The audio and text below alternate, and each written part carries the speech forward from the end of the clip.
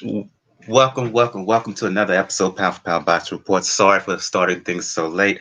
Had some technical issues on my end. I am your host, Michael. Episode 270 of Pound for Pound Box Report. Joining me is Jacob from Jab Boxing. What's going on, Jacob? How's it going? Hang in there, man. Hang in there. Um,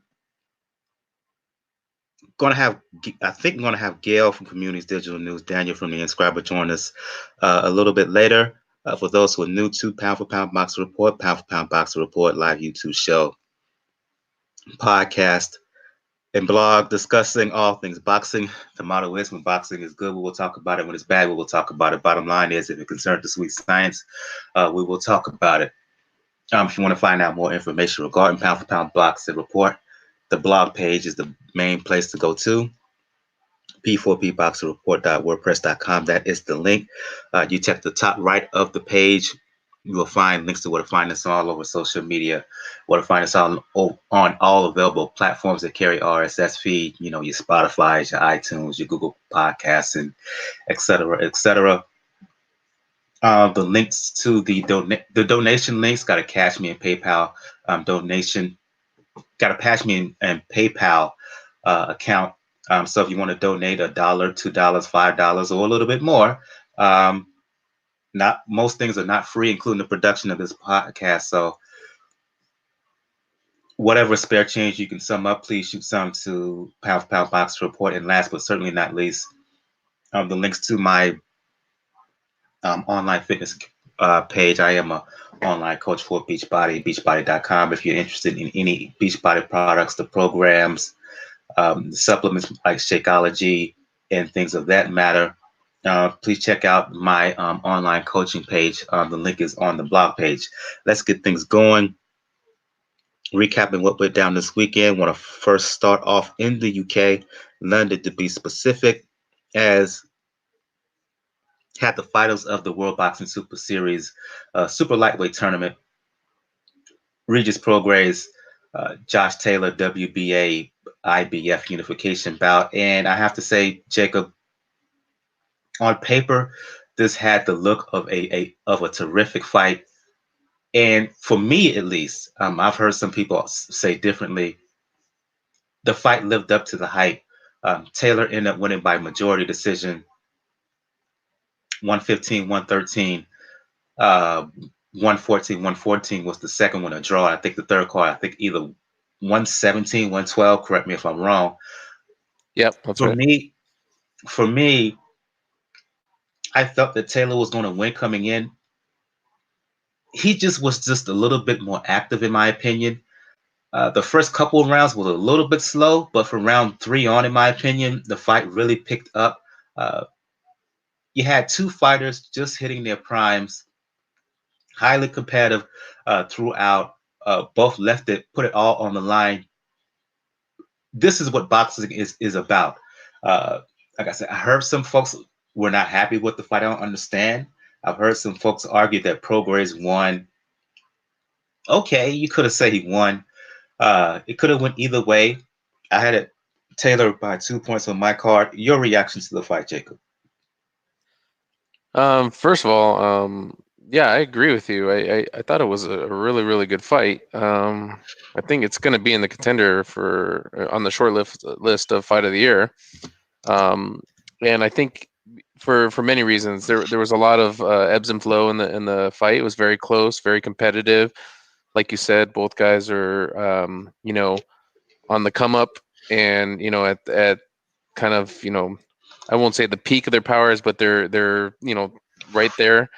And they both were undefeated. It was significant. It was a unification. It was the finals of this excellent second season of the World Boxing Super Series. So it had all the elements, and I think it lived up to the hype. There wasn't any knockdowns or knockouts, but and maybe that's where maybe some of the fans of Prograis maybe were disappointed because he's been kind of running through his competition. But um, overall it was super entertaining. I was on the edge of my seat the whole time. It's basically why I love the sport of boxing. It when all the stars align, you get something like this. It's entertaining and just has all the elements. There was skill displayed on both sides, and actually a good.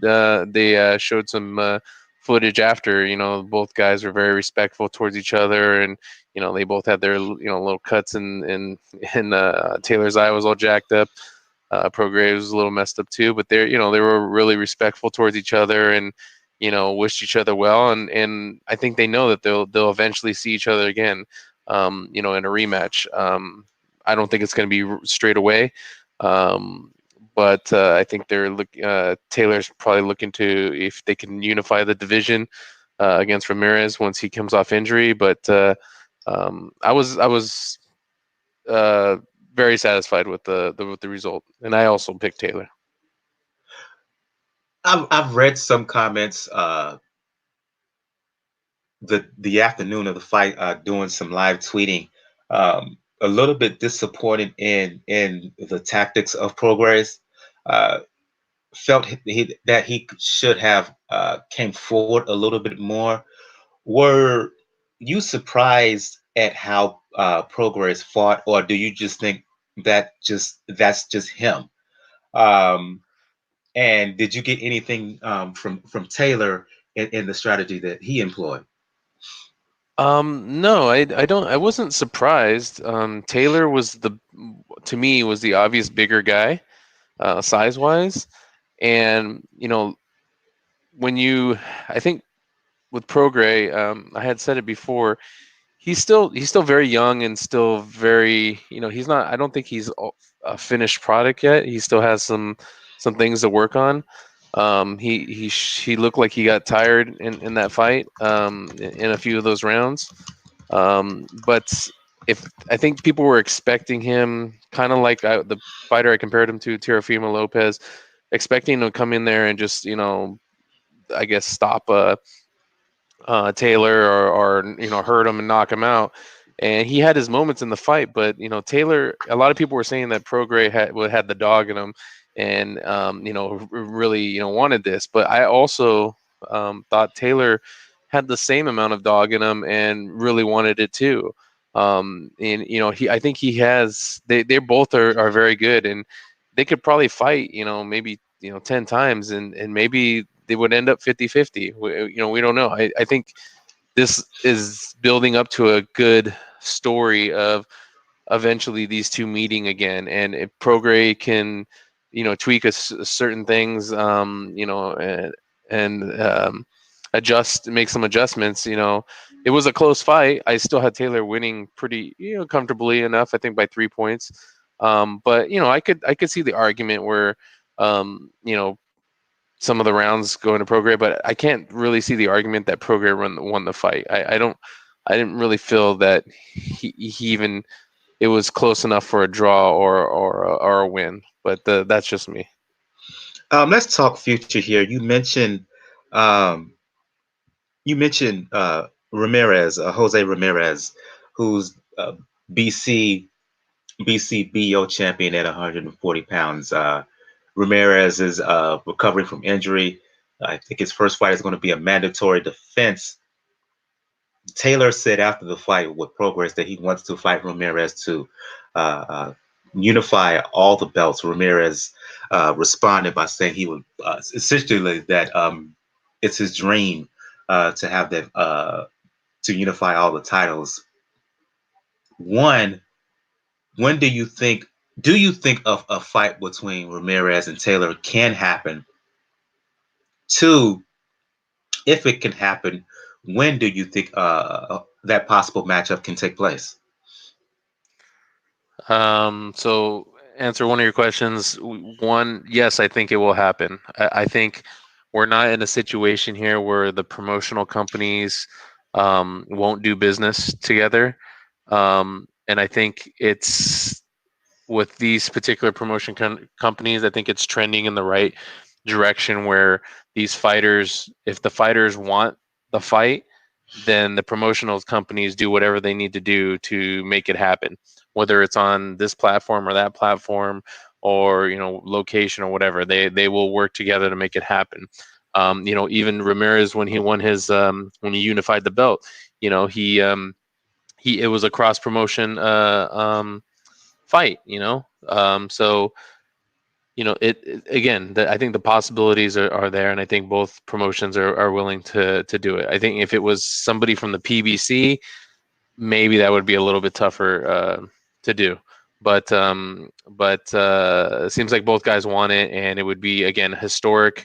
I think within there had been such a drought before Bud Crawford unified the division, and then Usyk who unified the division off the first season of the World Boxing Super Series. But when do I think it'll happen? It'll probably be. I think it'll be next year. I'm gonna say probably. I'm hoping maybe summer of next year, summer fight season. Like you said, Ramirez he's coming off injury. He's got to get that. I think mandatory defense in, and if they can look to do it within maybe a few more months after that, then maybe like a spring or summer fight. Before we move on, one last question. If they were to fight right now, Taylor and Ramirez, who would you pick to win? I would pick Taylor, but that being said, I thought Ramirez was going to lose his last fight. So he surprised me. I think Taylor. I mean, I'm not saying Ramirez isn't skilled, but I do think that Ramirez lost his fight previous to that. I can't remember the guy's name right off the bat, but Maurice. Who did Ramirez fight last fight? Maurice Hooker. No, the fight before that fight. I can't remember who you're talking about. Yeah. Fought on ESPN. I thought he lost it as well. Yeah. Zapata. Yeah. There you go, Zapata. So that again, all things being equal, I think that he has some deficiencies. Like he's a very tough guy, but I think he's hittable. You can figure him out. And I thought Hooker would. And Hooker had some moments in his fight, but he did lose convincingly because he got hurt and then he lost. But Taylor, I think, has a few more tricks in his bag, and very tough kid. And again, I think he's on a mission, and he has a goal, and I think he's gonna reach it. First of all, I want to give a shout out to E. Woodson and Sean in the chat, the live YouTube chat. Sean says that he thinks it was a great fight, possible candidate for fight of the year. He says hopefully Prograis moves up to 147, great opponent for Bud. Based on what I've seen, what I saw from Prograis in this fight with Taylor, I would disagree. I just think that Bud is a better boxer, in my opinion, than Taylor. Bud he's a better boxer. I think he's a harder puncher than Taylor. I think that Prograis in a fight with Bud Crawford would have all kinds of problems. I just think Prograis has power. I just think that Bud would be too much for the likes of a Regis Prograis at 147 pounds. I know that Prograis, he had to weigh in, he missed the first time he missed it. He was over the weight. Had to weigh in twice, I believe, in order to finally make weight. I just think from a style matchup, it's just too much. It's the wrong fight for Prograis. Bud is more educated than Taylor. I think Bud has a greater gas tank than Taylor. I think Bud is stronger than Taylor. Bud Crawford is a higher caliber fighter than Josh Taylor, and we saw what Taylor did against Prograis. Given that, I just don't see it. Your thoughts to that, Jacob? I agree. Bud's my number one pound for pound. I just don't think that, and it's no knock on these guys. I just think Bud is that much better. I mean, he, in my opinion, is the top guy right now, even over Lomachenko. Anybody you can name. For me, he's the number one guy. Um, and he's very good at adjusting. He's a big guy. I think when he was in the lower weights, I think he was always, you can tell by his frame and everything that he was destined to move up. And he seems to have brought his power with him and his skill set, and he just seems to be getting more and more refined and just better. Like I don't ever really see him, lose rounds or things of that nature. He just always seems to be figuring the guys out, dominate, and do what he needs to do. So I would favor him, over either guy. On the undercard, Dereck Chisora fought David Price. Chisora winning by stoppage. A quick word on that. Did the fight go pretty much the way you thought, Jacob? Yeah, we finally got. I think on our last show we had a comment that when guys train themselves, never it doesn't seem to work out. But I made the comment that it's going to work out this time. Price is, he's not. He should retire. He should have retired a long time ago. He's been knocked out too many times. I don't know. He just doesn't have that thing that you need to be, whether it's competitive or, in talks to be, in a championship fight. Chisora, has also seen better days, and he's kind of getting a little long in the tooth, in boxing years. But he seems to be on a little bit of a mission, also to kind of get back into uh, title contention. So he's kind of sticking around. But yeah, I went pretty much what I thought it would happen. Sean in the chat says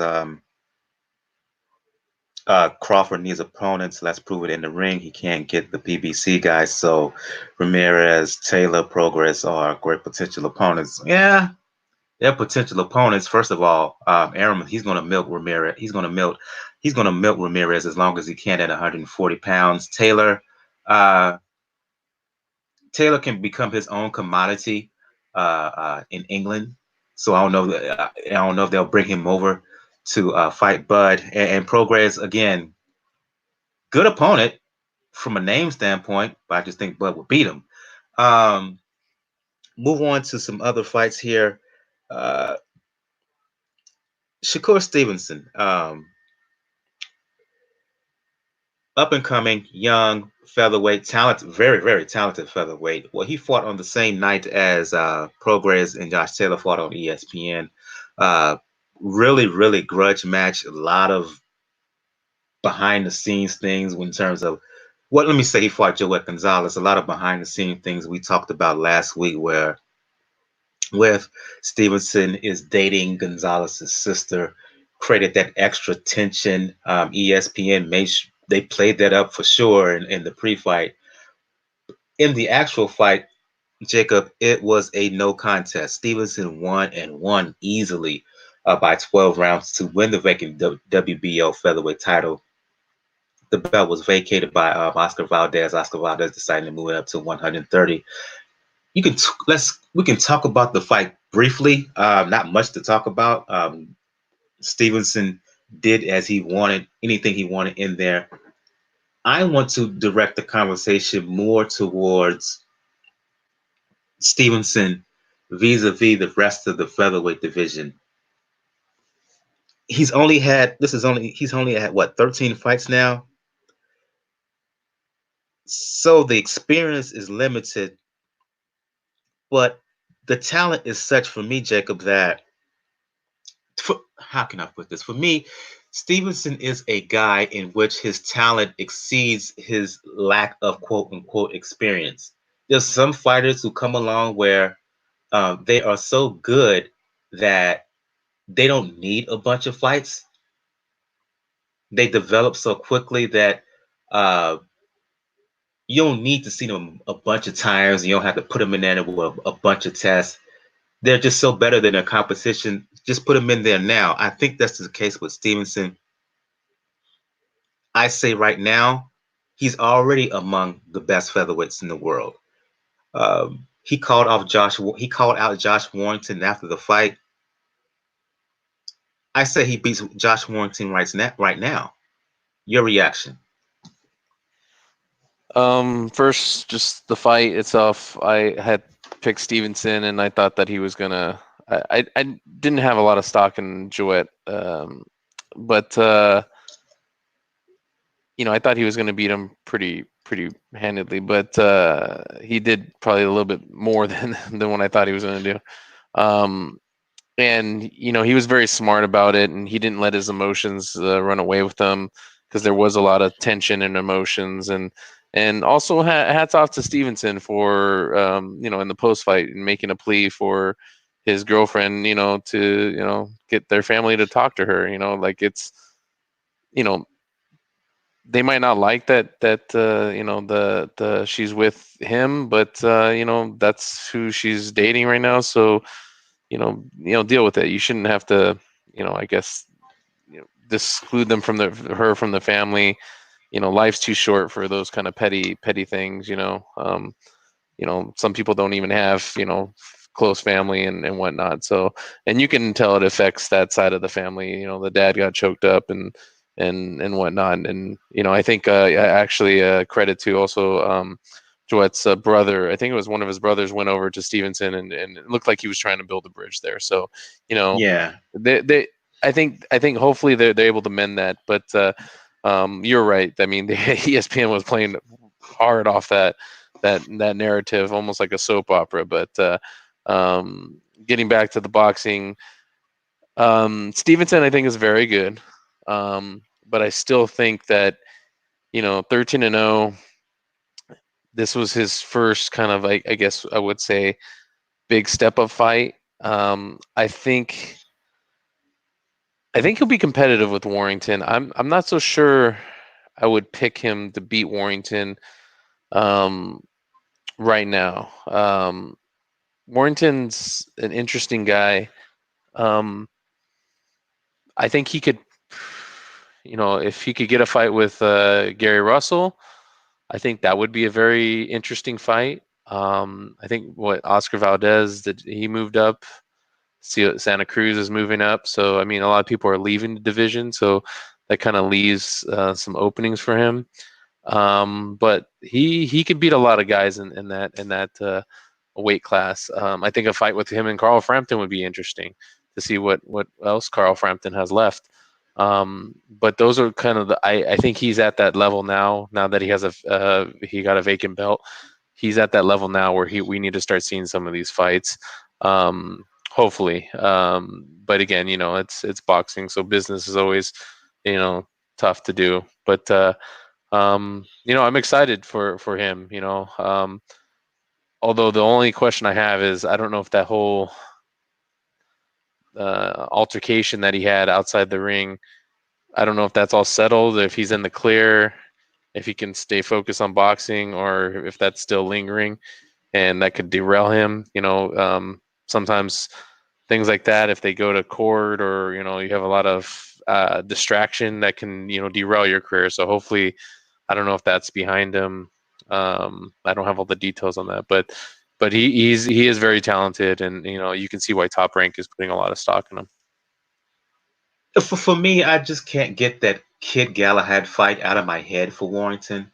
Um, I thought Galahad at the very least fought head up with him, if not outright defeated Warrington. And when I compare Galahad and Shakur, first of all, I think Shakur is the bigger fighter than Galahad, and I think he can do more things in there than Galahad. Better legs, better overall movement, um, and he throws more punches than Galahad did. Galahad, when he fought Warrington, fought a very, very safe, conservative bout, and arguably beat Warrington when they fought earlier. I think it was this summer.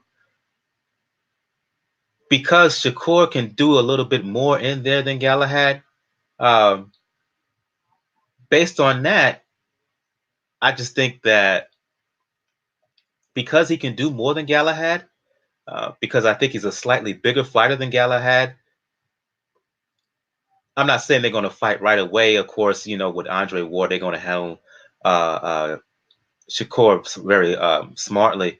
Probably going to give him a couple title defenses. But if they were to fight, say, summer, fall 2020, by that time, I just think that Shakur Stevenson would beat Warrington. And I think that's justified. I mean, we won't know until they fight. And I think, and I hear what you're saying about the Galahad fight, but I mean sometimes boxers in their career, they just have that one fight that just kind of didn't go the way they wanted it to go, and it just bad performance. So I don't look at that necessarily for Warrington as that defines his his accomplishment in his career. I know we are into that whole thing of like, what have you done for me lately, and we do base a lot of stuff off past performances, but he did have some really good performances prior to that. So I think I'd love to see the fight if they can make it happen. I'm glad he called them out. If they can make it happen, and I think it'd be a very good fight. Going to group a couple fights here before we get into the news. Erickson Lubin fighting Nathaniel Gallimore over the weekend. Robert Easter Jr. fought Granados. When I look at Lubin, workmanlike, he didn't get the knockout, but for me, Jacob, I was impressed by him. I saw a level of maturity in Lubin. I think he's progressing nicely since following on the coming back from that shocking knockout loss, first round knockout loss to Charlo a couple of years ago. Easter, do I think he is going to win another world title? In my opinion, no. But I wasn't mad at how he fought against Granados. Coming off of his last fight against Bartholomew, at least this was more exciting. Uh, I'm not going to throw down too many complaints about Easter Jr. I think he overhyped? Given was he did he turn out the potential? He didn't show the potential that I thought he had when he won the lightweight title. But again, it is what it is with Easter. He's a solid guy. I don't think he's nothing special. And in terms of Lubin, I like his development post Charlo knockout loss. Yeah, the Lubin Gallimore fight was a little bit, very cautious fight. Gallimore didn't do hardly anything in the fight. He talked a lot. I know that they had a pretty good altercation, talk back and forth at the weigh-in, but for all that trash talking that Gallimore was doing, he didn't do shit in the ring. So I would have liked to seen Lubin, I guess go put a little bit more into that fight and try to stop him, because Gallimore wasn't really putting up much resistance. But I understand, when you lose in the fashion that he did and as devastating as he did, in the first round and just getting caught, cold, that can really, mess with you. So I think he's doing the right things of just being active, getting the wins, getting back into that contention so that he can hopefully have another chance at a world title shot, which I think he'll get, probably in this next year or so. With the Easter Granados fight, I heard a lot of people calling robbery, that a lot of people thought Granados won, and one thing that got brought up was that he landed, based off the punch stats. I'm air quoting that he landed, more punches in the rounds. But for me, it's not just about the punches you land; it's what kind of punches you're landing. If it's just little chip shots that are scoring because the glove is hitting a part of the body, then that's one thing. It's points, I guess you can say, but effective punching is another thing. So someone can land couple, soft punches to the head or to the body. But someone comes back with the 2-piece and they have some oomph behind them, then I'm gonna probably score it more in favor of that. And I think that's what happened in this fight. I think one of the scorecards was ridiculous. I think it was a blowout, 120, 10 whatever it was, 109 or something. And so I didn't agree with that, but I definitely thought that Easter won the fight. I think he finally listened to his corner and was using his distance, and because he's a tall, lengthy fighter, and he often would he'd be his own worst enemy, where he would just get into these telephone booth fights where he's not using his length and his physical attributes to his advantage. He did do some of that inside fighting, and that's where Granados had his most success. But he also he moved around a lot and was using his jab and using his distance well. And he would start off the rounds with like some really good combinations. He was working the head and the body. So I think his major problem, though, and actually for both fighters, is their defense. Their defense is atrocious for both of the guys. So, if they go against any of the top guys in the division, I think they're probably going to get hurt and knocked out. Granados is just coming off a knockout to Danny Garcia, who completely obliterated him. But Granados is a good fighter, but I just don't think that he's ever gonna get back to that stage again. And Easter has a chance, but I don't think that if he gets a shot at a title, I don't think he'll win. I just don't think that he has it. Lubin showed so much potential leading up to the fight with Charlo. Coming off of that, I think the potential is still there. Looking at the junior middleweight / super welterweight landscape, do you think he can win a world title? Yeah, I do. I agree with you. I think he's talented. That fight with Charlo, it was just a weird. And I've watched it a bunch of different times, and it's just weird. It was one of those weird catch a guy just at the right moment kind of punch, and and he tried to get up, even though he was hurt, but it caught, he got caught cold. He didn't even get to warm up or anything. I think in a rematch, it would be a different story. I do think he's talented.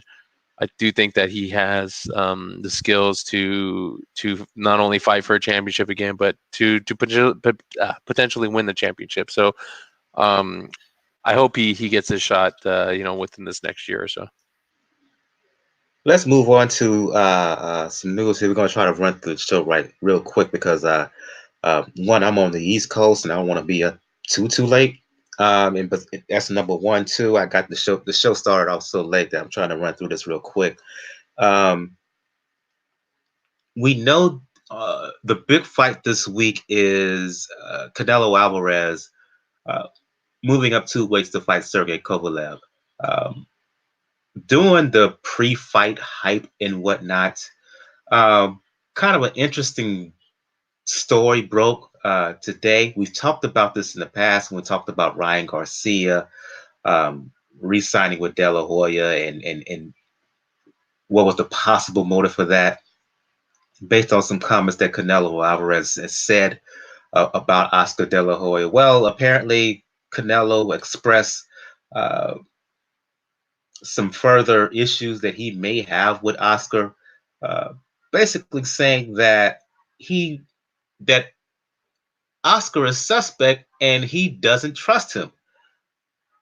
Based on the comments that was disclosed about Oscar from Canelo, your reaction to that? Just, I guess, Canelo just basically saying, just reiterating and giving some more insight into the ongoing tension that he has with one Oscar De La Hoya.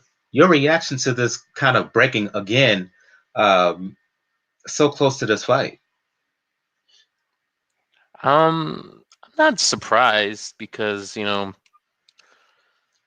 Oscar, like we talked about in the last show, he has his demons, like a lot of people, and I think he's dealing with those things right now. I think Canelo is smart enough to know that he is, in all intents and purposes, he is Golden Boy. He's the guy that people are going to pay to see. Not Oscar. Um, he's the draw. He's going to dictate what happens.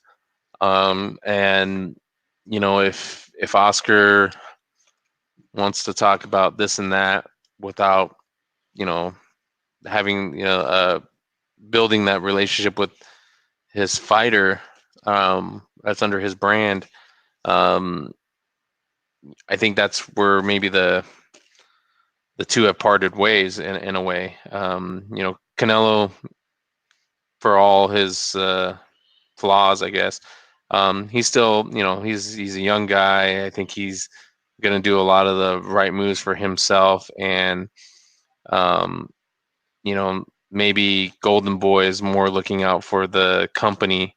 So I'm sure he doesn't like being told that he has to have a third fight with Golovkin or things like that, because that's what's going to make the promotion the most money. I think he's looking more of a legacy thing. I think he's made enough money. He's ascended to the sport to a pretty high point. He's arguably the most popular boxer, current boxer that's fighting in the world right now.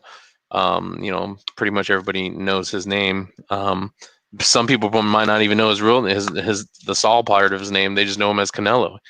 So which is his nickname. But he's one of these guys who's moved up to the level of just going by, of just having to associated with one name.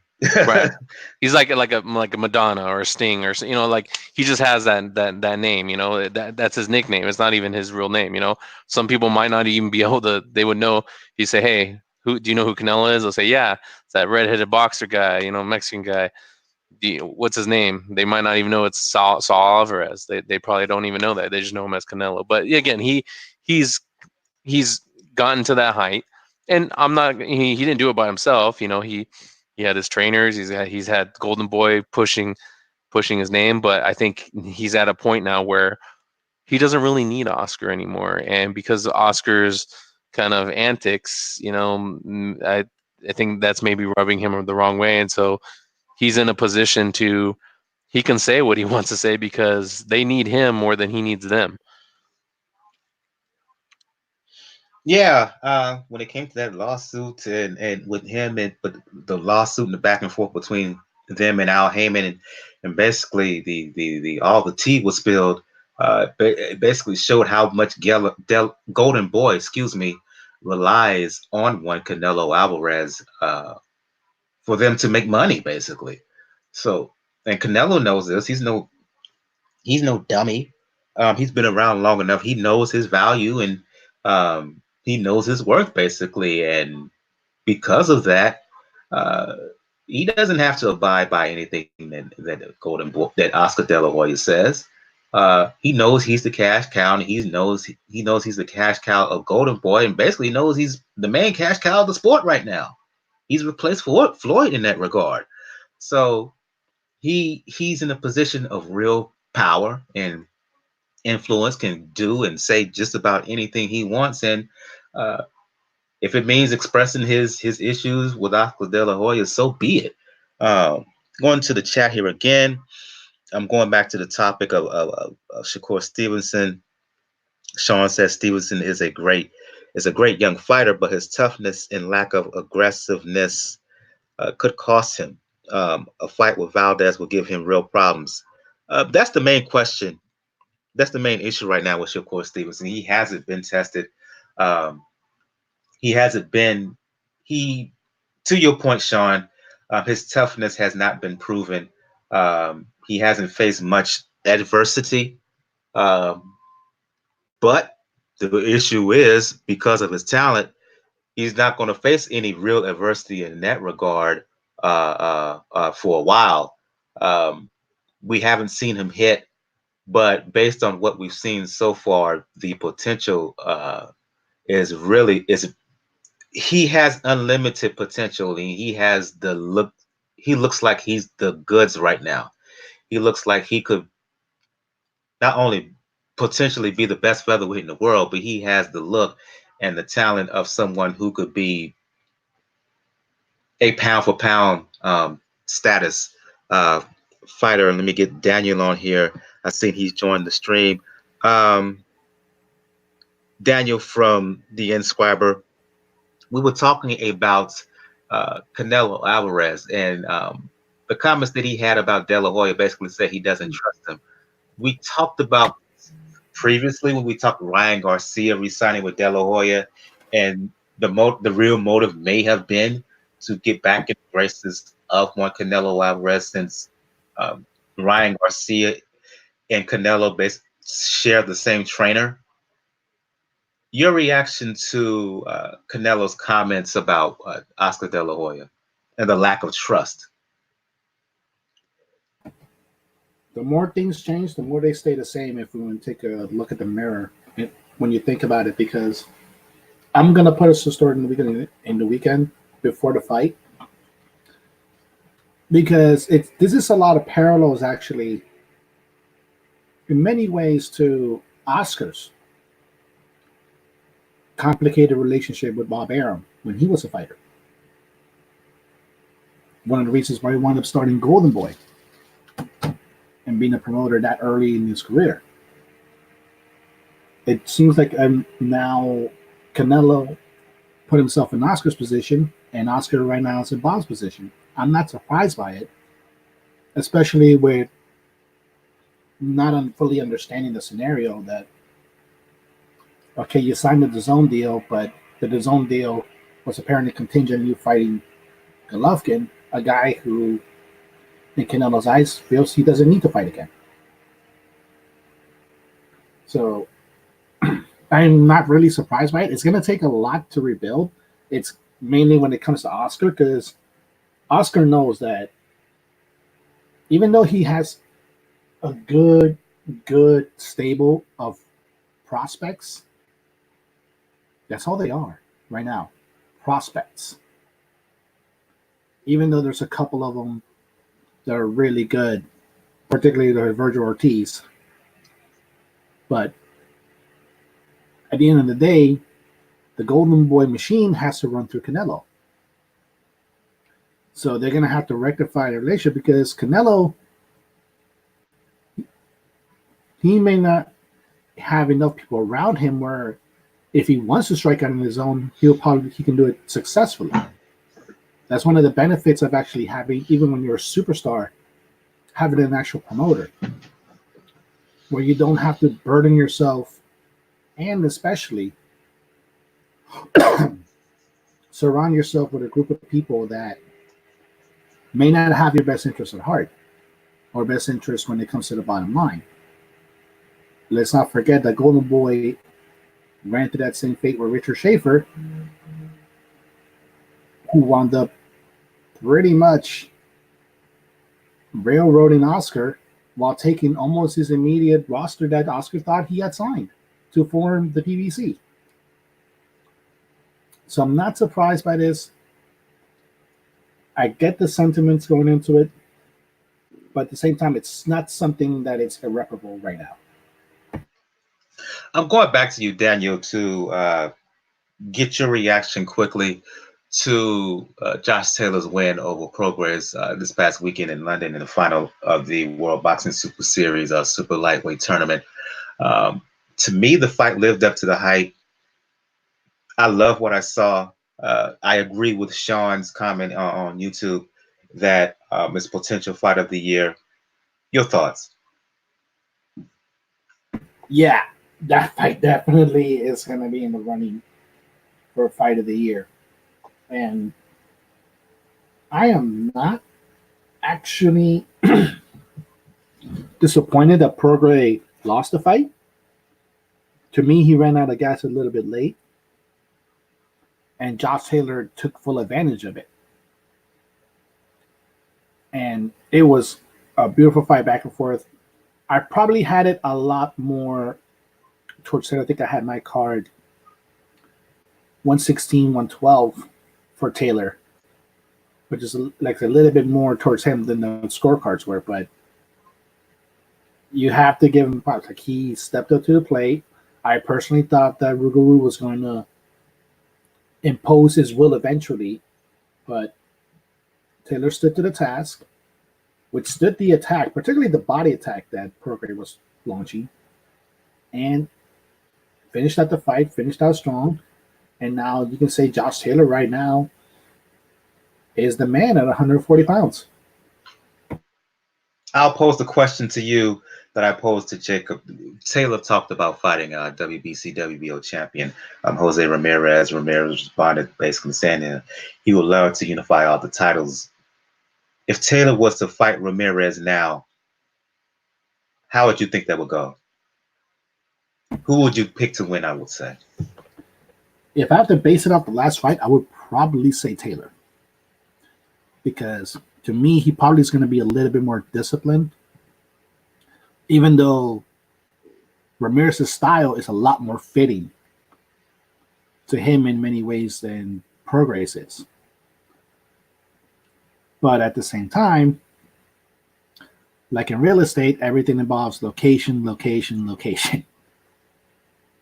If the fight is in a neutral site, then I can see it going through it. If the fight is in the UK, I don't give Ramirez a shot. If the fight is anywhere in Northern California, I'm not giving Josh Taylor a shot. Yeah. Because based on that Zepeda fight, if it's close, Ramirez is going to get the benefit of the doubt because it's even looking at that fight multiple times, it is still questionable whether Ramirez really won.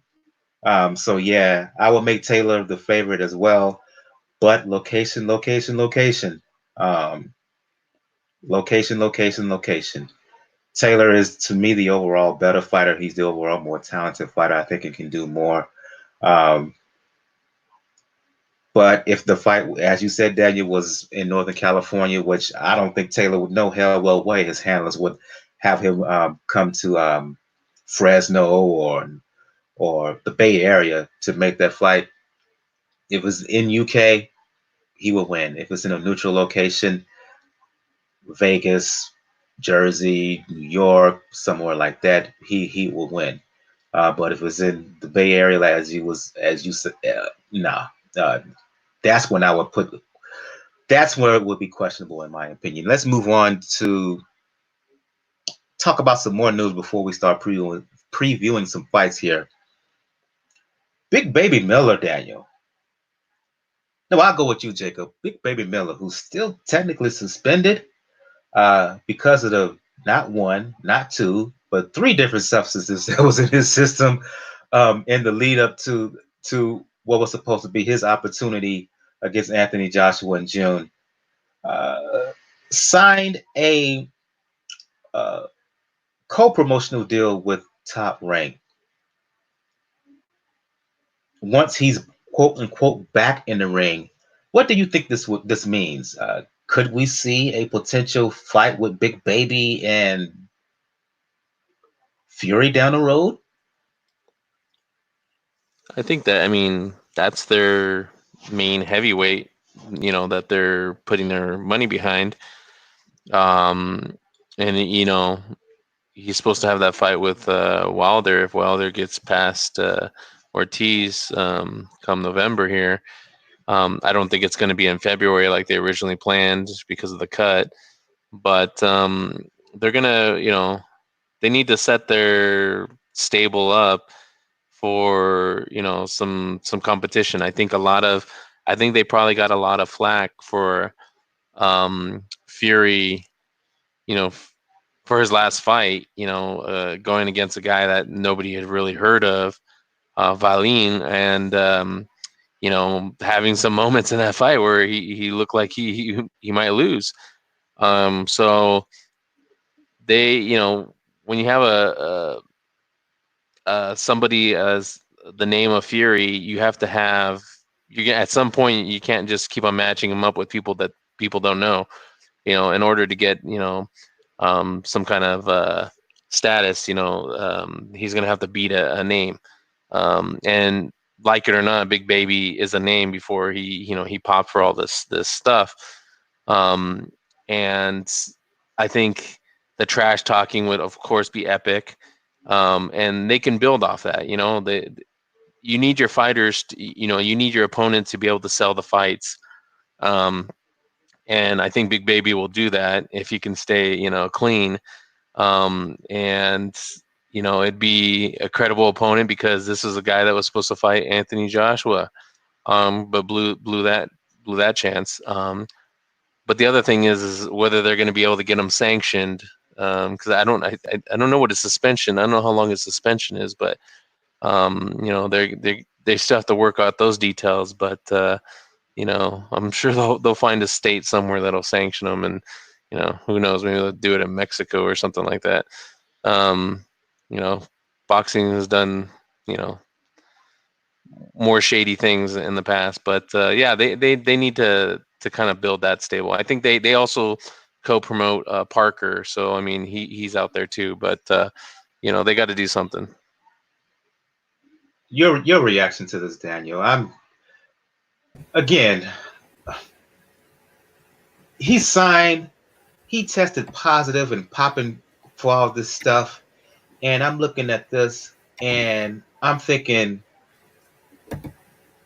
I'm comparing this to Dillian White and his supposed positive test, and he's essentially getting locked out. Am I wrong to be feeling some kind of way about this? No, not meaning the way, because, well, the main thing with Big Baby is what Jacob mentioned. He's a name. And you can't have a situation where Tyson Fury right now, barring anything last minute,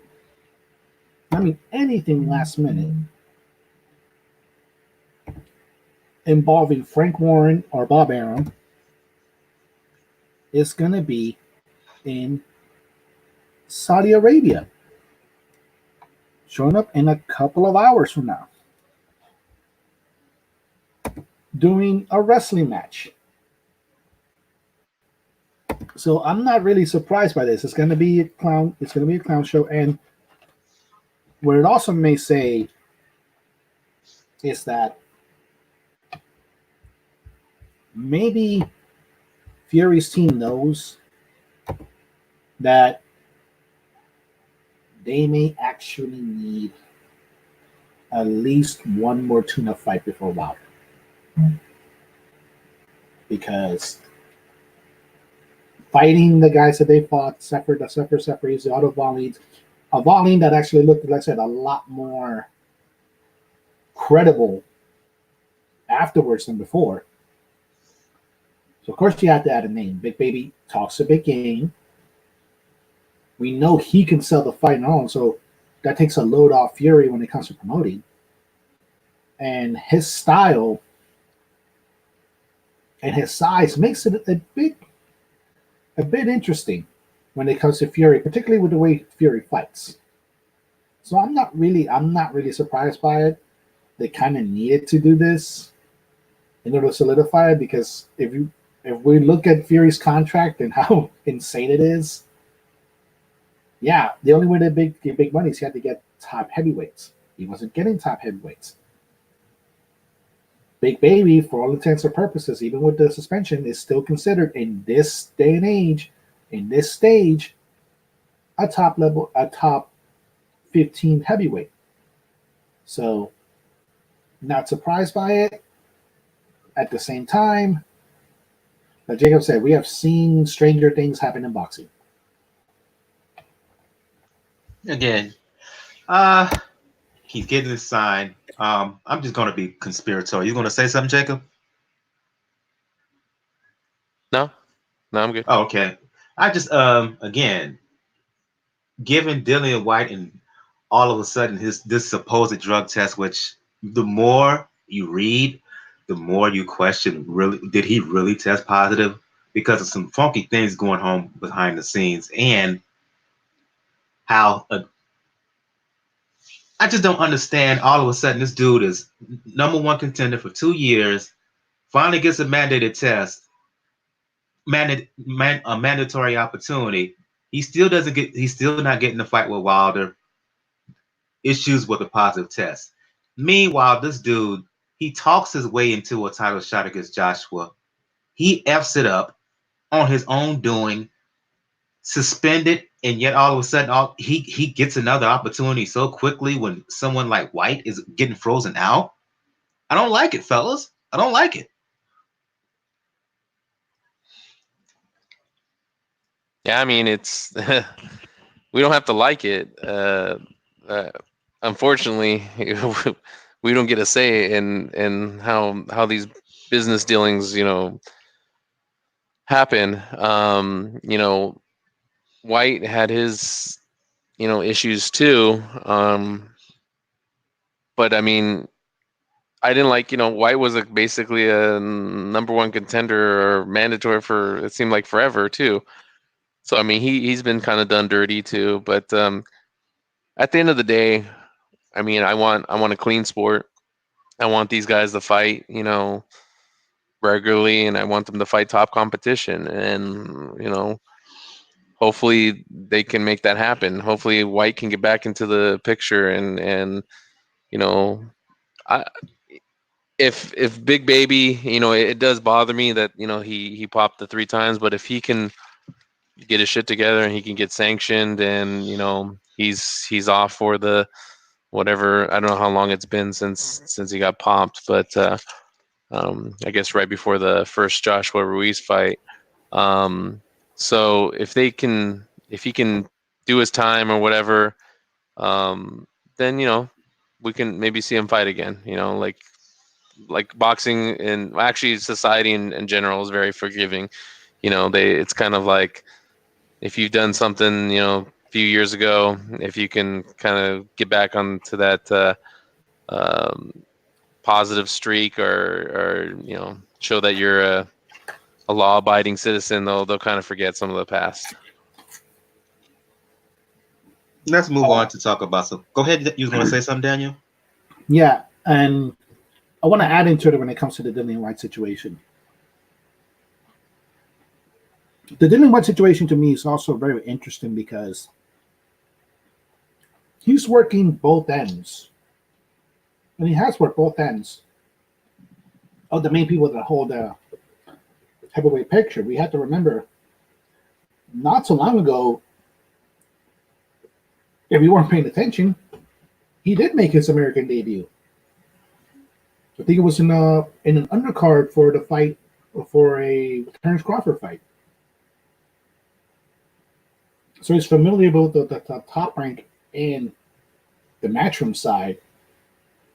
Every other fight he's fought, almost ever since the Joshua knockout, has been some type of title eliminator that he's passed. And yet now, he's technically the champion because the WBC decided to do this franchise thing with Wilder. And meanwhile, Big Baby, like I said, talked his way into a big money fight. I can definitely see how people can feel conspiratorial towards it, but we have to remember a while back, we kind of felt the same way about Luis Ortiz. But eventually he got his shot. And remember, he's getting his shot again with Wilder. The funky ways of boxing and the red tapes and the webs and weaves of the sport we cover and love.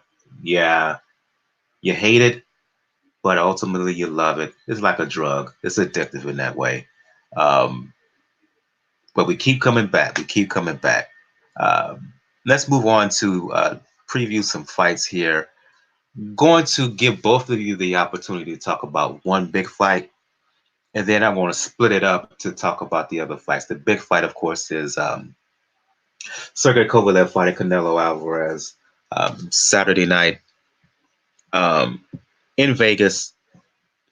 Kovalev, WBO champion at light heavyweight. Canelo is moving up to light heavyweight from middleweight.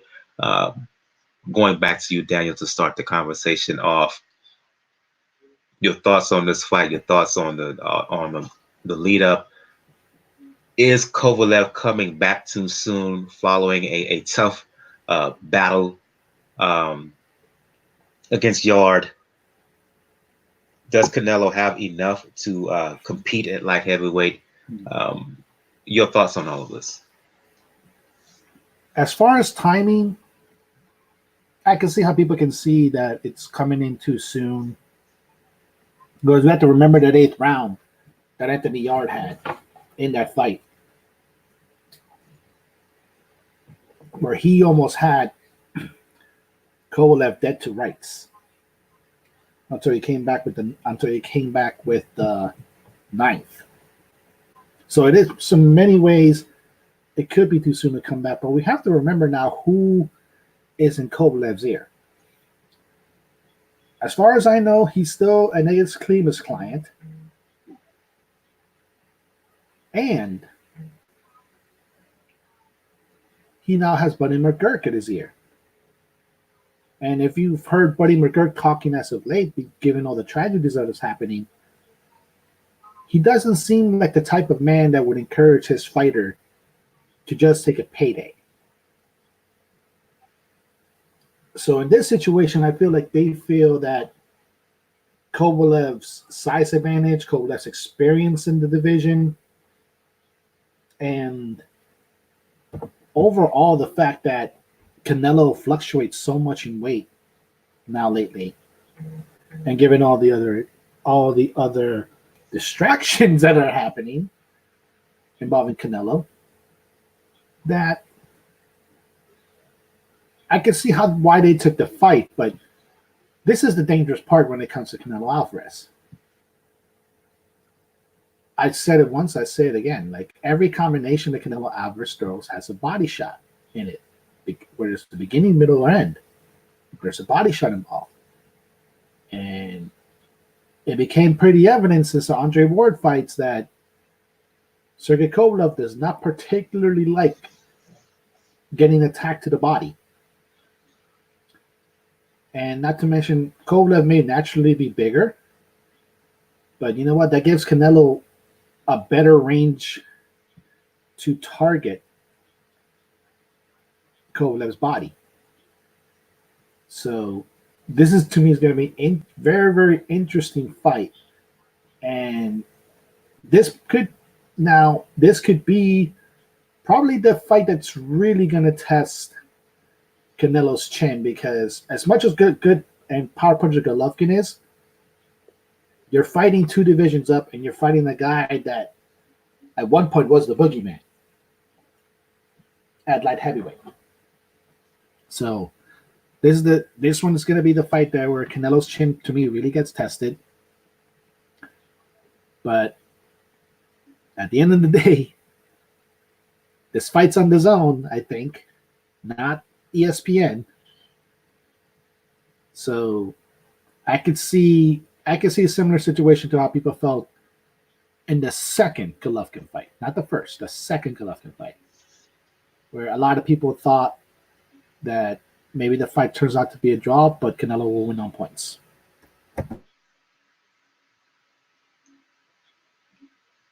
The point for me, Jacob, is if Kovalev, if one, he can't establish the jab and keep that stick in Canelo's face all night long, and if he cannot hurt Canelo, because Canelo throughout his career has shown himself to have a heck of a beard.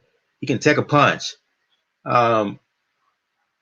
If he can't establish the stick and keep it in his face, and if he can't find a way to put some hurt on Canelo, I think Kovalev could be in some trouble here because of that. As Daniel noted, Canelo, he invests heavily in the body, and the one thing we know about Kovalev, he can't take a body shot. He's weak in the gut. I have a lot to say on this particular topic. I agree with a lot of your guys' points. First of all, this fight should have been at the Mirage Hotel because that's what it is. It's a Mirage. This whole narrative of Canelo moving up 2 weight classes, he's never fought at light heavyweight. Yeah, he's never weighed in the day of the fight or has never been at a contracted weight of 175 pounds. But he's notoriously known not to weigh in, same day weigh-ins. He doesn't let them do it. He doesn't have to do it because of the whole IBF thing and whatnot. They changed a lot of the different rules, but he's historically comes in way over. He drains himself to lose a bunch of weight, and then he gains a bunch of weight back.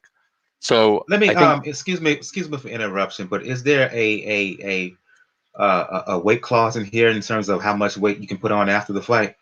Not that I know of. I think that was one of the things that Kovalev's side was surprised about, was that they thought they were going to put some type of rehydration clause. Rehydration clause, yeah, there you and go. They did. Clause. And as far as I know, they did not. And I think that was one of the surprising things that Kovalev's side thought that they were going to try to do, like they did with what's his name, Julio Cesar Chavez Jr. When they fought at 164. They had a clause in there, but for this fight, no, they didn't. And again, that's as far as I know. That's from what I heard. But again, going back to the point, Canelo notoriously gains a bunch of weight. He comes into the fight way heavier. I would say maybe 15 to 18 pounds heavier than what he weighs up on the scales. So, and Kovalev isn't known to like fluctuate in weight that much. He doesn't like get like super fat like during his off fighting time. He pretty much he's right around that light heavyweight weight. So yes, he's going to be bigger in the sense of height. We see them when they stand next to each other, and it looks like Nicole Kidman looking at Tom Cruise.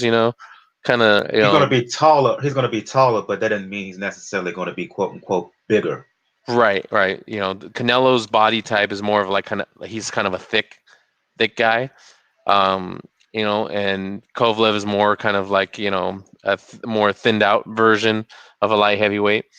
So we have that aspect. So, all these people talking about, he's never fought it this way. That's all bullshit. He has fought at heavier weights historically than whatever the contract day of weigh-in is.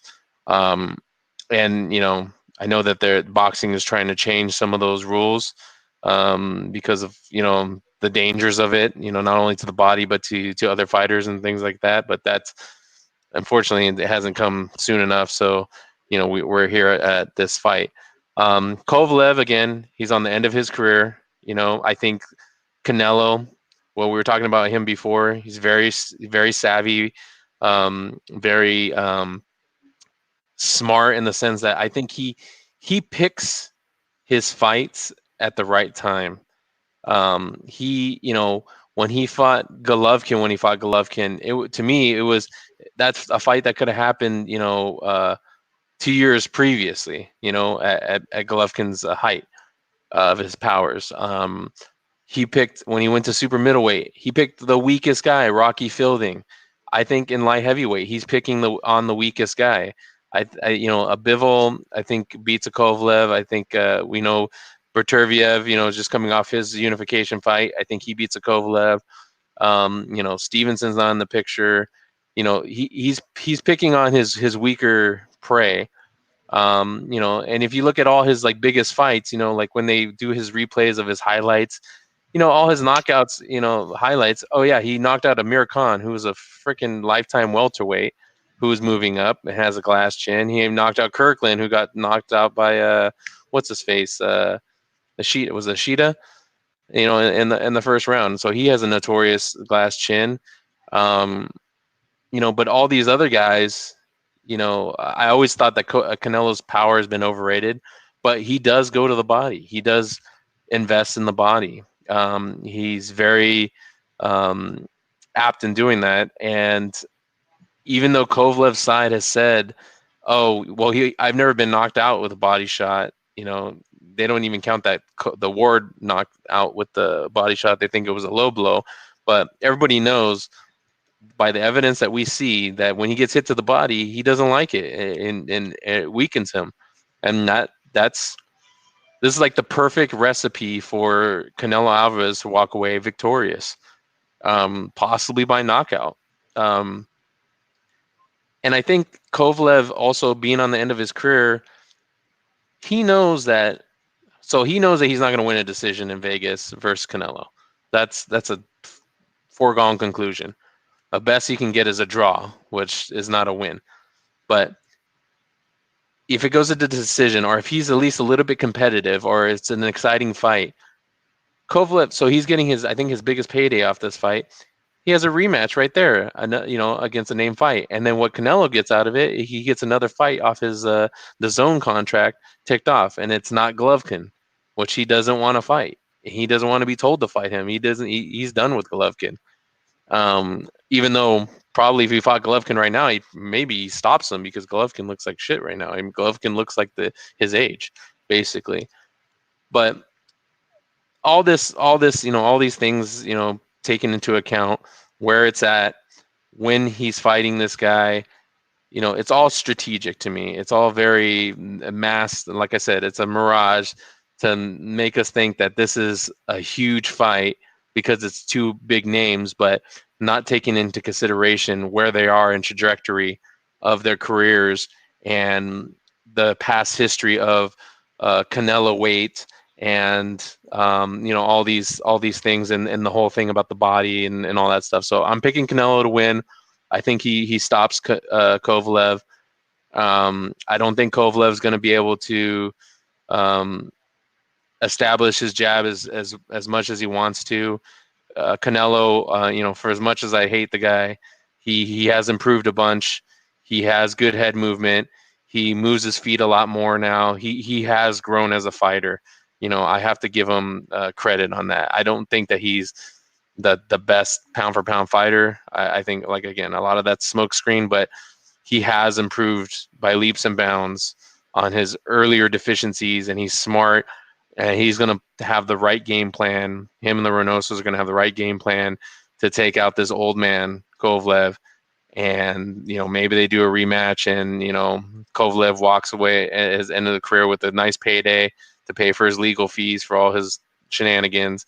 And tell us how you really feel, Jacob. And well, it's true, but I mean, at the end of the day, it's a way to, you know, they're gonna say, oh, this is a legacy fight because he moved up 2 weight divisions, but I'm never gonna put that much stock into it because of all the things that I mentioned that surrounds it. So that's just my piece. Let's not forget. Wait, right before I forget. Let's not forget also, Canelo already said if he wins, he's gonna drop the belt immediately. So we're gonna leave it at that. Your official prediction, Daniel. I don't think I heard it. I said, like, I have a feeling this is gonna be similar to the second Golovkin fight, where it'll look like it should be a draw, but I feel like Canelo's gonna win on points. Let's make a 3 for 3 here. I think Canelo's going to win. I think he has a good chance to win by stoppage. 36-year-old Kovalev. I just don't think he's had enough time to recover from that tough yard bout. Canelo sees weakness, to Jacob's point, and he sees an opportunity. He sees an opportunity here, and he's going to pounce. He's going to take advantage of it, and I feel he's going to win, and win probably by stoppage. It wouldn't put him in this kind of position, given the cash cow that he is, and given how important that he is for the sport. They wouldn't put him in this kind of position for him to lose. So I think this is going to build the resume / quote unquote legacy of Canelo. They're going to pounce, to Jacob's point. As much as I chastise him a bit, he's gonna take advantage of a vulnerable Kovalev, and he's gonna win. He's gonna win. Let's split these fights up. Just one last thing, Mike. Nothing would. I mean, again, I wish Kovalev would knock Canelo out. Nothing would make me happier. But I just don't. I agree with you guys. I think it's Canelo's fight to lose. Let's move on to some other fights here, and like I said, I'm going to split these fights up. Most of these fights I'm going to talk about going to be happening as well on November 2nd. The other fight, the last fight we're going to talk about is going to happen on the 7th. The finals of the World Boxing Super Series Bantamweight Tournament. Kovalev Alvarez is going to happen Kovalev Alvarez is going to happen in Las Vegas. We may talk about some fights on the undercard of that, but I want to move for the time being onto Carson, California. Miguel Berchelt, WBC champion at 130 pounds. Some might argue he's the best fighter in the division.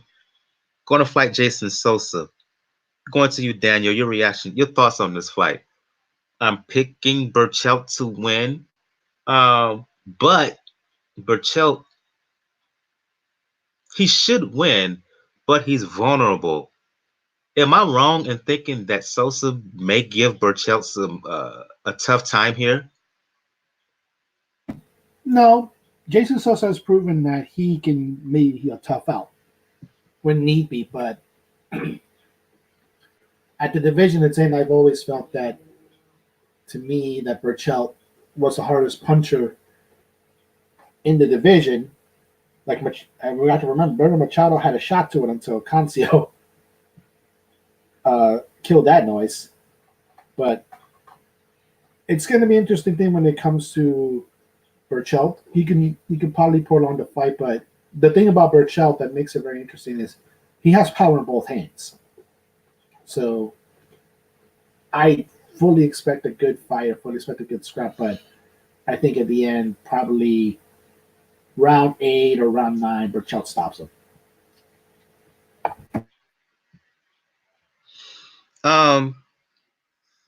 Going to move to the UK here to talk about a women's fight. Jacob, Katie Taylor, unified undisputed lightweight champion. Look, a lot of people feel that she lost her last fight to Delphine Pearson. I am one of them. I felt Delphine Pearson beat her. But Taylor is moving up to 140 pounds to fight lady by the name of Linardatou, to challenge for Linardatou's belt at 140 WBO version. I look at this fight, Jacob, and Linardatou is tough, but she's stiff-legged. And Taylor, I think, will move around with her hand and foot speed. Too fast of hand and particularly of foot. We talked about how Canelo is taking advantage of opportunities. I think this is the same way with Eddie Hearn and DAZN.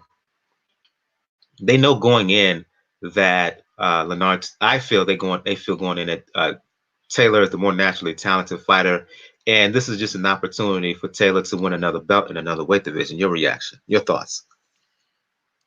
First of all, 100% agree with you. Taylor lost the last fight easily, hands down. Lost that fight. Should have been 2 upsets on that card that night.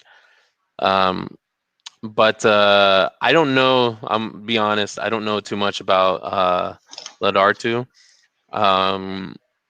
But I think that the machine behind Taylor is, guiding her to, again, maybe do some legacy things after she unified the division, moving up to get another belt. I agree with you. I think she's going to use her movement, and Taylor's she has very good fundamental skills, but she definitely can be.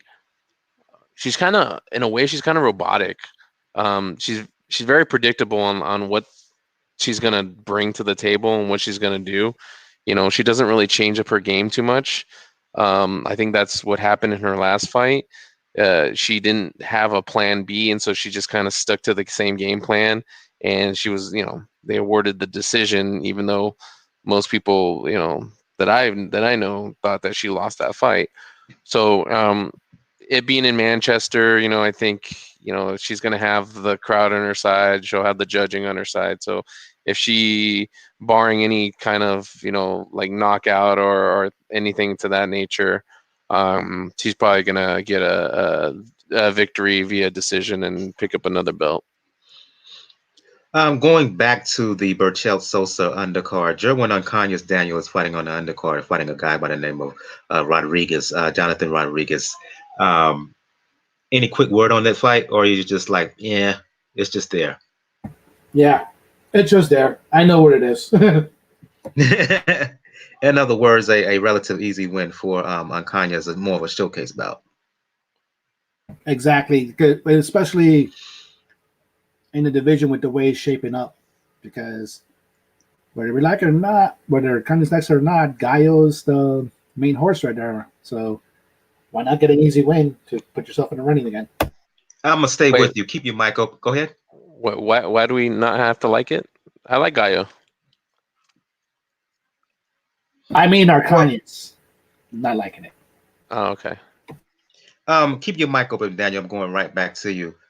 Intriguing women's bout on the undercard of Kovalev and Alvarez. Interim title at flyweight, WBA version, I believe. Two known ladies, Senicia Estrada, Marlene Esparza. Your reaction? This is going to be a fun fight. I know it's been slow, but I've been on the Marlene train for a bit. I see a lot of good potential in her. She's had a bit up and downs, but I still give her a good shot. I view her the same way I kind of view Jojo Diaz, where you see there's potential there to have a good run. They haven't put it together yet, but yeah, this is going to be a fun fight. And we have to remember, not too while ago in the Olympics, while Clarissa was winning the gold, the person that was getting the commercials was Marlon. So definitely going to be a fun fight to watch, especially with pretty much how volatile the divisions have been with the women lately. Going to bring both of you back and discuss this final fight. This fight is actually going to happen on November the 7th. Want to talk about it early now. Finals of the World Boxing Super Series tournament at 118 pounds.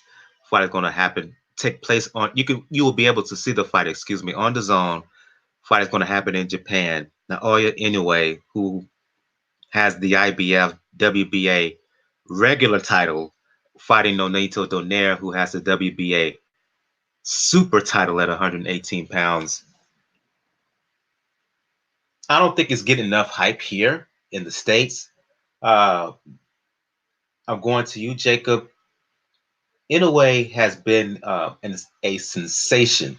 When you look at his career, he's basically destroyed everyone. His last two bouts, particularly since he's moved up to 118 pounds, what he did to McDonald, what he did to Rodriguez, what he did to Payano. What has he gone 3 minutes in those 3 fights combined? Can Nonito Donaire, 36-year-old Nonito Donaire, can Donaire have like a resurrection, have like a fountain of youth, if you will, and bring back the Donaire that we saw in his prime to give arguably the most explosive fighter in the world? Can he give him any problems in this fight? Ooh, this is a tough one, man. I'm trying not to get because I like Donaire a lot.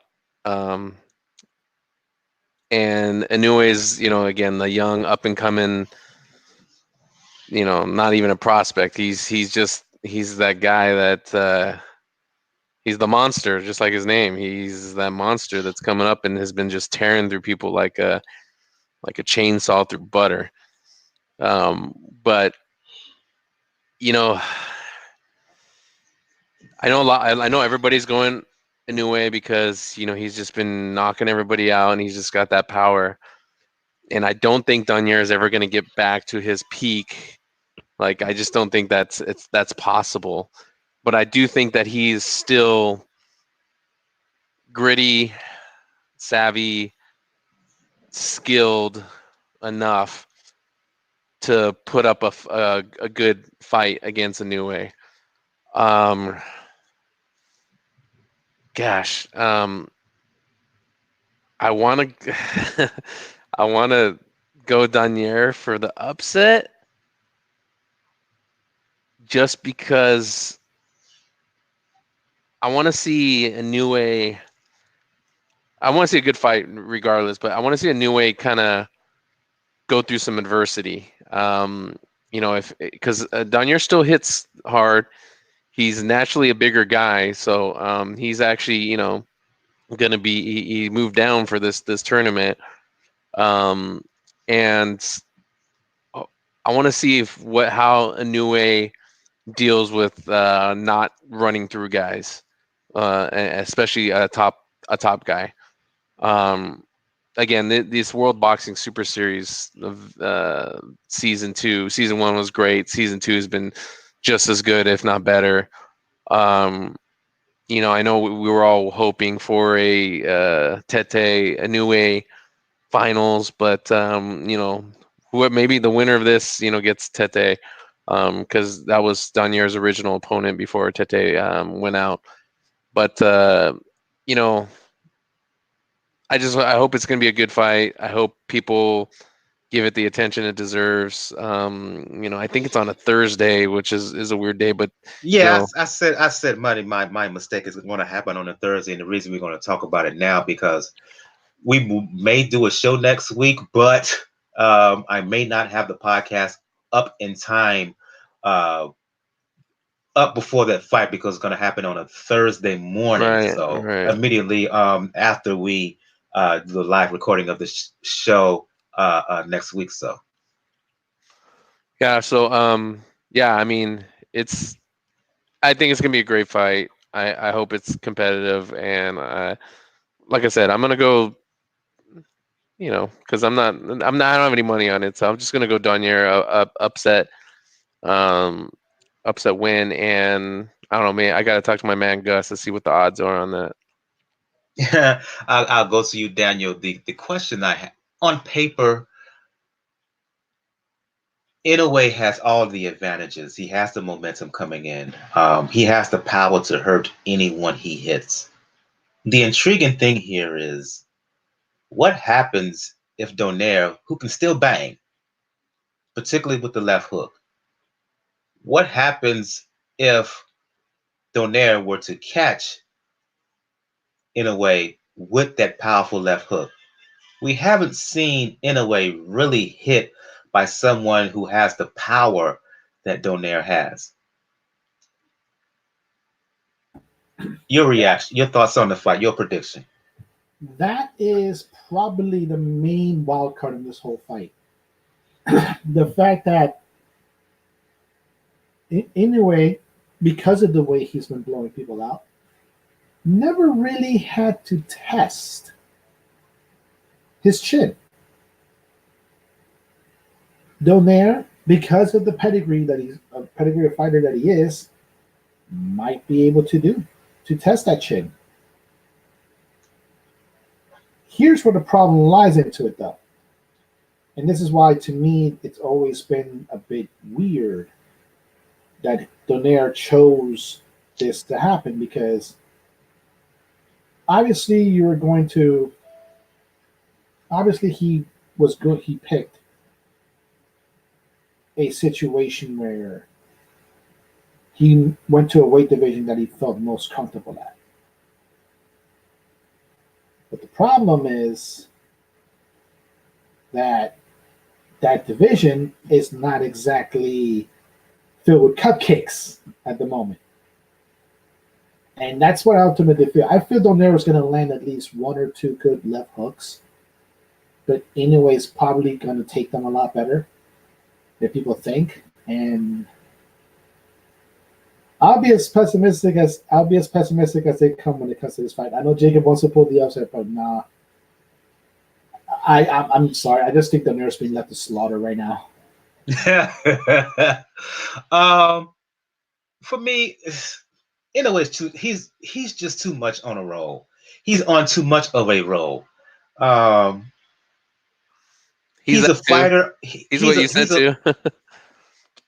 He's a fighter on the road to not just stardom, but superstardom on an international level. He is that dude right now.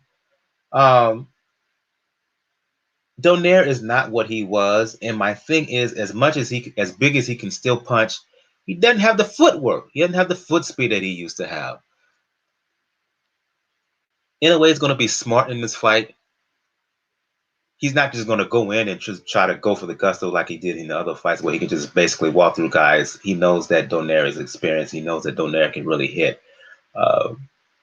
He's going to fight intelligently, but he's going to find his opportunity to pounce, and when he does, he's going to catch Donaire. It's going to take him some rounds. I don't think he's going to be blowing him out inside of a round like he's been doing other guys. But at the end of the day, Inoue is going to win, and he's going to win by stoppage. I say mid rounds, 6-8. But he's gonna do what he has to do. He's gonna eventually solve the puzzle that Donaire is gonna bring. He's gonna fight. Maybe he's gonna fight more cautious in this fight than he has in past performances. But he's gonna find a way. Inoue is gonna win this bout. Inoue is gonna win this bout by stoppage, in my opinion. Trying to see if any other fights. I'll just leave it up to you guys. Any other fights that interest you this weekend?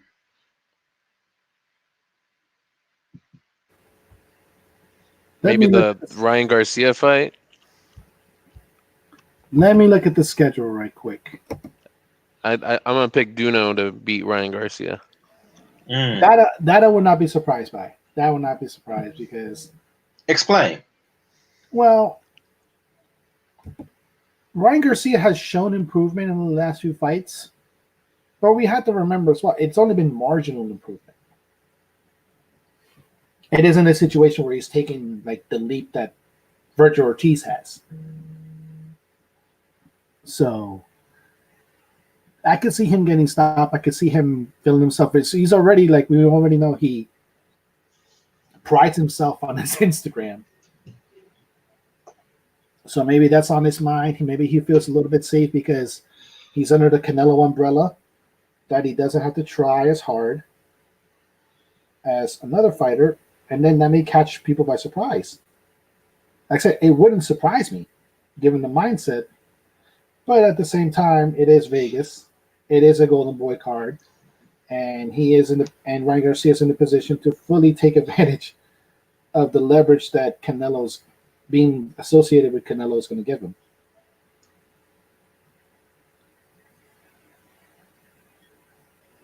I'll say the Nordine Obali versus Takuma Inoue fight. It's going to be on the undercard of Naoya Inoue and Donaire. Takuma is the younger brother of Naoya. Obali, he's the slept-on bantamweight in this division. Low-key, really good, and I think that this has a potential to be a really good fight. I think this has the potential to steal the show. Any fights you got that's sparking your interest, Jacob, that we haven't talked about so far? No, I think we pretty much hit on all the big ones. There's a lot of boxing going on this weekend. There's also the Fortuna, I think in Maryland, Fortuna versus what's his name? Cuellar fight. That's happening also on Saturday. I think that's a Showtime card. So you got DAZN, Showtime, Top Rank. Fox Sports 1. Yeah, Oh, Fox well, there you go, Sports 1. Fox Sports. So you got 3 different, and the UFC.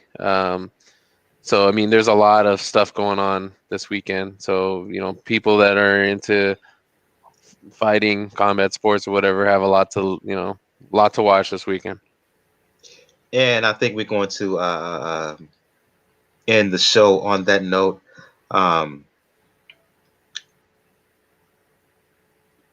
Okay, one question here. I didn't see the chat. My bad. Gus, corruption and boxing. You'll hear him on the show from time to time. Gus he asked about the rehydration clause. Jacob addressed that. He says, to his knowledge, there is no rehydration clause. He says Jacob Canelo had a rehydration clause for Rocky weak ass fielding, but does not have it for the Crusher. Come on. He's skeptical there.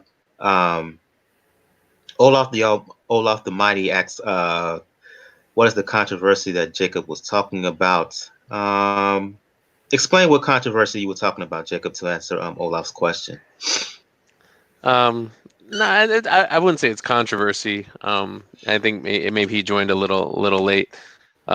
It just, again, it's just my opinion on this current situation with Canelo Kovalev, just the way it's being billed and how it has everybody hyped. But like I said, I think there's a lot of smoke screen there, and there's a lot of, I guess they would call them, facts that have led up to this point, and it's orchestrated very well. So I wouldn't say it's controversy, it's just one man's opinion. Oh, okay. So again, just going to end the show on that note. I want to thank Olaf. I want to thank Gus from Corruption and Boxing. I want to thank Sean. I want to thank E. Woodson for their comments and for listening, number one, and as well as their comments in the live YouTube chat. Going to go around the panel here. First started with you, Daniel from the Inscriber, for those who want to talk boxing, for those who want to talk the NBA. And speaking of the NBA, that brawl between Embiid and Karl Anthony Towns tonight. Oh, for those who want to talk the sweet science, for those who want to talk the NBA, especially when it comes to the Miami Heat, let the folks know where they can find you. And I watched that brawl while doing the show. Man, I know Karl Anthony Towns had it in him. Yeah. Oh, by the way, though, shout out to Joel Embiid for continuing to fight on Instagram by bringing up Jimmy Butler. What did he say about Butler, man? All right.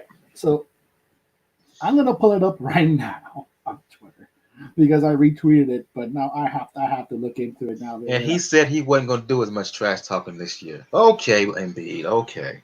Well, we all know Embiid was not gonna say in that sense. We all knew that.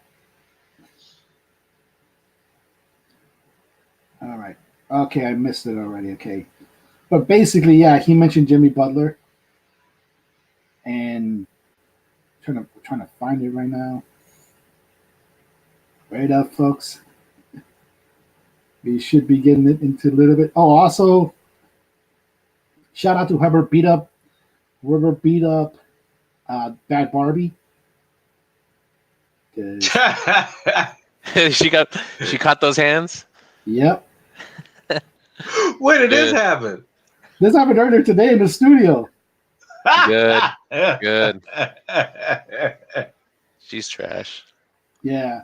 No, I forgot it. Okay, I can't find it right now. I think Joel then may have deleted it, but yeah, he went after. I think he pretty much just said that. I think he said something in the words of like, my man Jimmy Butler told me you were a bitch or something like that. Wow. That's so wrong. That's so damn funny. For those who want to talk boxing and for those who want to talk the NBA, Daniel, let the folks know where they can hit you up. Yes, you can find me on Twitter, Ruckus99. But we'll catch everything boxing. We'll catch everything NBA. Shout out to Tyler Hero for dropping 29 points last night. The most points by a Heat rookie in the home debut, I think, since Dwayne Wade. kid. But wow, she really caught the fade. She really caught the fade. Whoa. Yeah. Yeah, that was nasty. You gotta share that with me in the DM on Twitter, because I gotta see that. All right, well, I'll share it with the one you and Jacob have, because this is too funny. Yeah, but you can find me on Twitter, Ruckus99, and I'm gonna try to see if I can schedule with Joan Francis in the weekend, because unfortunately I have a family emergency I need to attend to, and that's been on my mind for the past week, unfortunately. Yeah, I'm sorry to hear that. I see corruption. Gus, you said you're gonna drop a Canelo versus Kovalev prediction. I'll be looking out for that. Just send me the link on Skype. And best wishes to you and your family in terms of that issue, Daniel. If you want to dip out right now, by all means, go handle that. No need to be staying on here. Go handle that. Family always comes first. I'll go to you, Jacob from Jab Hook Boxing, for those who want to talk the sweet science, for those who want to talk movies, because you are a semi-regular on the Wrong Reel TV and film podcast. Let the folks know where they can hit you up. Yeah, thanks as always for having me on the show. Shout out to the regulars, Gail, Bo. I know Gail couldn't make it tonight. Thought she might come in a little late, but I think she'll probably be at the. I'm not sure if she's going to be in Vegas, but she probably will be. She's usually at those big events. But people from 4Boxing News, all the people that followed the show and commented online. So thank you guys for doing that. But yeah, I can be found on Twitter at JRATM23. And yeah, if you're looking for all things movies, you can go. There's a couple do a couple plugs here for Wrong Wheel podcast. Some of their past episodes, recent episodes, were about The Irishman, Scorsese's The Irishman, the films of James Gray, manga, Berserk. Which so they basically span all kinds of different genres and everything. And then also the Film 89 .uk podcast. They did a really great Rambo retrospective from like First Blood to Last Blood. They did one on the Joker, and then they did one on the Terminator Dark Fate. But those guys are from the Wales area, and really good guys, and they write a bunch of great articles and do a really good podcast. So if you like movies, check that out. And if you want to hit me up, I'm going to be at the fight. I'm going to actually be at the top ranked fight of Sosa and Berchelt. So I'll be in the house. I usually get there early when the doors open. You want to come have a beer, talk boxing with me, I'll be there. And look out for I'm going to try to do an article on the Canelo the Kovalev fight, just the things that I talked about, and put it on my site, Jab Hook Boxing.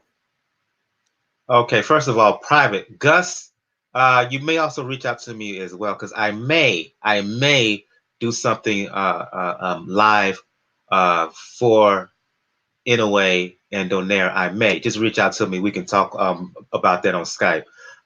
If you like what you heard on YouTube, for those on YouTube, if you like what you heard, please hit that like button. Please hit the subscribe button.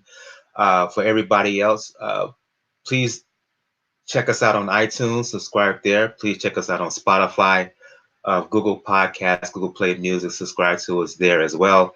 For those who are on iTunes, you leave a 5-star review. We'll read your comments. If you want to talk boxing, if you want to talk music, if you want to talk fitness with me, you know what it is on Twitter, Brother JR at Brother JR76. As I said to begin the show, all information about Pound for Pound Boxing Report, the blog page, is the place to go to, p4pboxingreport.wordpress.com. That's the link. Check the top right of the blog page. You can find information on where to find us all over social media, where to find us on all available platforms that carry RSS feed, as well as the donation links, PayPal, Cash Me, and last but certainly not least, the links to my online fitness page. Again, going to start a new fitness challenge in the next few days for November. If you're interested in any of the programs, any of the supplements on Beachbody, just check out my coaching page on the Pound for Pound Boxing Report blog page. On the next episode, we will do a recap of Canelo and Kovalev. We will do a recap of Berchelt, the Katie Taylor fight. Like I said, we talked about the Inoue fight early because when we do the show next week, may not have it up in time. We'll probably have it up after the fight. So after the Inoue Donaire fight, so we're going to talk about it early, and we're going to do a preview of the fights that's going to be happening on the weekend of the night. Jamel Herring, he's going to be fighting Lamont Rose Jr. Herring making the first defense of his WBO junior lightweight title in. Let me sigh about this, fellas, because I guess because this is getting pub, I guess we got to talk about this. KSI and Logan Paul. Why? Why? You didn't have to say it. Well, because, and Billy Joe Saunders, 2 fights on the undercard, 2 world title fights on the undercard of that. Is Haney fighting on that too? Yes. That's because it's his own thing. I mean, why? Why put world title fights on the undercard of this farce? This farce. I don't care if they got a million views for the first. Why? What a joke. Well, the zone is grasping at straws, man. They're trying to get to something. They need the subscriber model needs to work, especially when you're literally 2 months away from launching not only a price hike, offering an annual plan too at the same time. So that is something that they definitely thought about it when making this atrocity, but at the same time, we have to admit, like in the internet community and the whole YouTube community, there are a few things that are as satisfying as probably watching either one of the Paul brothers get their ass whooped. I guess. If it's good, we'll talk about it. If it's bad, we'll talk about it. If it's it's there, so it has to be discussed. So it is what it is, unfortunately. You mentioned Gail. She does some teaching. She teaches media, and tonight, this evening, was one of her teaching. She had, because of that, she's not on here tonight, and she may not be on here for the next few weeks, unfortunately. Again, I want to thank everybody who joined us live on YouTube. For Jacob of the Inscriber, for Jacob of Jab Hook, for Daniel of the Inscriber. I am your host, Michael. This has been episode 270 of Pound for Pound Box Report. We will see you guys next time. Everyone have a good evening. Well, wait a minute. One more last comment here from Gus. He says about the Garcia fight. You said you predicting Garcia to lose. He says Dono has a weak chin and is a hell of a dirty fighter, but can punch. Your reaction to that? Your quick thoughts on that, Jacob? Does Dono have a weak chin? Because